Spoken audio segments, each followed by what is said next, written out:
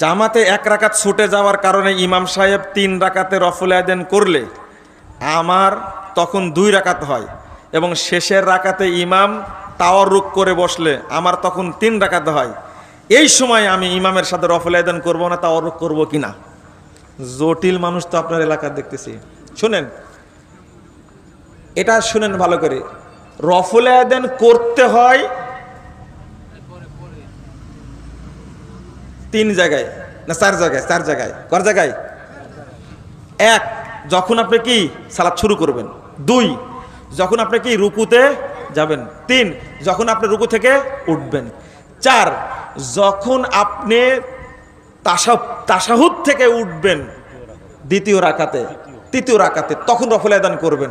এই ভাগ করার দরকার আপনার নাই। আর তাওয়াররুকটা করতে হবে ইমামের সাথে। 2 রাকাত সালাতে তাওয়াররুক নাই।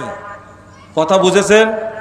2 রাকাত সালাতে তাওয়াররুক নাই, মানে নিতম্বর উপরে বসে পায়ের নিচ দিয়ে, ডান পায়ের নিচ দিয়ে বাম পা দিয়ে বসা, এইটা 2 রাকাতে সালাতে নাই। 3 রাকাত এবং 4 রাকাত সালাতে। মনে থাকবে? ফতোয়াটা চালু আছে আমাদের দেশে, ফতোয়াটা ভুল আছে, এটা সংশোধন করে নিতে হবে। 2 রাকাত সালাতে আমরা অনেকেই শেষ বৈঠক মনে করে নিতম্বরের উপরে বসি আর ডান পায়ের নিচ দিয়ে বাম পা বের করে দিই। এটা 2 রাকাতে সালাতে না, 4 রাকাত এবং কয় রাকাত? 3 রাকাত সালাতে। মনে থাকবে?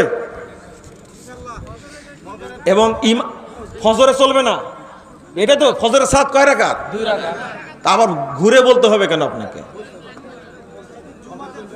জুমাতেও চলবে না, জুমাও 2 রাকাত। এইটা নিয়ে কিন্তু আলেমদের মধ্যে ইখতিলাফ নাই।